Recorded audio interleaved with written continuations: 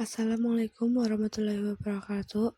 Perkenalkan, nama saya Novianti Saputri, NIM 1702010188, dan teman saya Nanda Nurfadila Kurnia Putri, NIM 1702010198, dan Rizka Mega Lestari, NIM 1702010218.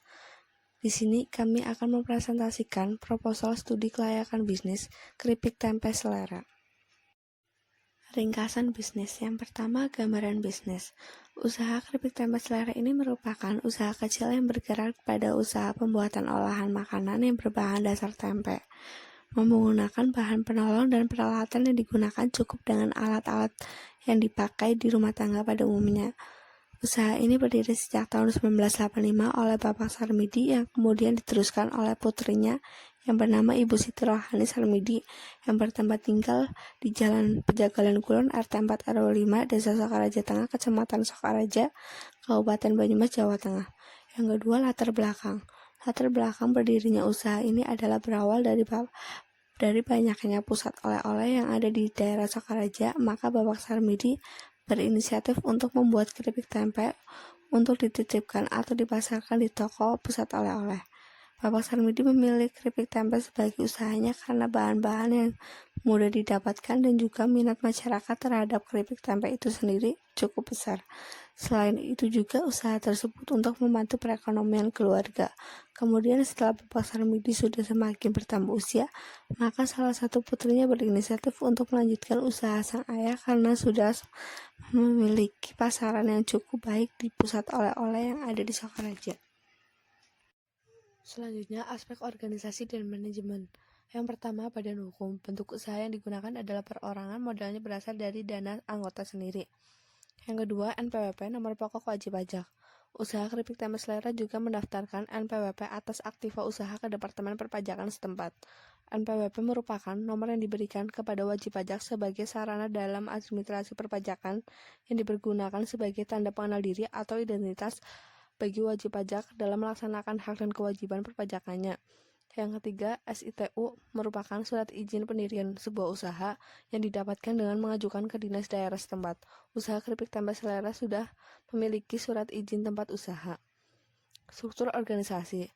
Dalam usaha ini tidak ada karena usaha ini masih dikelola kecil-kecilan di rumah dan hanya dikerjakan oleh anggota keluarga dan dibantu oleh satu orang tetangga. Unsur pemimpin menggunakan pendekatan utilitarian. Uraian tugas, jika dilihat dari waktu yang digunakan untuk mengaplikasikan suatu rencana usaha ini menerapkan perencanaan jangka pendek dan jangka panjang. Karyawan program kerja. Usaha ini berusaha melaksanakan aktivitas produksi yang secara maksimal supaya mencapai target dan omset yang telah ditentukan sebelumnya. Aspek pemasaran dan pasar. Nama produk dan kegunaannya. Produk yang dipasarkan adalah keripik tempe dan kegunaannya bisa untuk camilan di waktu santai bersama keluarga dan bisa juga digunakan untuk lauk makan kapan saja. Segmen pasar. Segmentasi pasar dari usaha ini adalah masyarakat dalam maupun luar kota Purwokerto dan segmen pasarnya untuk berbagai golongan, baik golongan atas maupun golongan menengah ke bawah karena harganya yang sangat terjangkau. Kebijakan harga. Harga yang kami berikan untuk satu bungkus keripik tempe adalah Rp10.000. Sistem promosi. Promosi penjualan, publisitas, dan penjualan sendiri. Permintaan produk, menetapkan harga dan meningkatkan kualitas produk supaya konsumen tertarik dan merasa puas dengan produk yang ditawarkan. Sistem distribusi. Cara penjualannya yaitu dengan dititipkan di outlet-outlet pusat oleh-oleh Getuk Goreng asli Haji Thohirin yang berjumlah 10 outlet. Wilayah daerah pemasaran. Wilayah daerah pemasaran di daerah Sokaraja, tepatnya di pusat oleh-oleh Getuk Goreng asli Haji Thohirin sebanyak 10 outlet. Selanjutnya, manajemen operasi. Teknis produksi. Proses produksi yang digunakan adalah kontinu dan persiapan fasilitas produksi dilakukan sekali pada saat produksi mulai bekerja.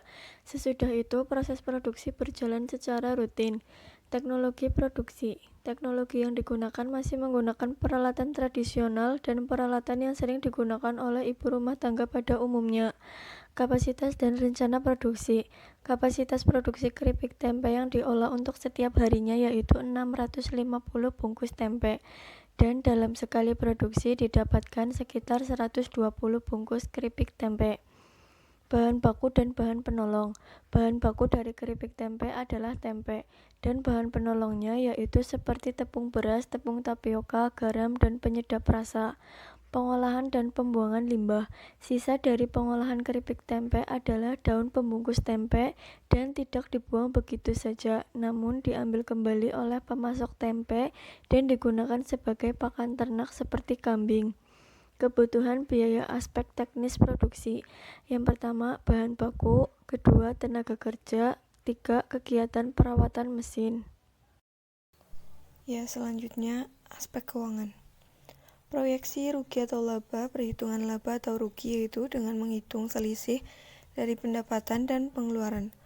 Laba atau rugi sama dengan pendapatan dikurangi pengeluaran.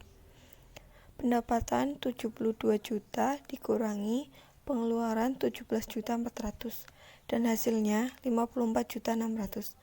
Dengan demikian, laba yang diperoleh per tahun dalam penjualan keripik tempe adalah sebesar 54.600. Keuntungan bersih per tahun sama dengan omset per tahun dikurangi biaya operasional. Omset per tahun 72 juta dikurangi biaya operasional 17.400 dan hasilnya 54.600.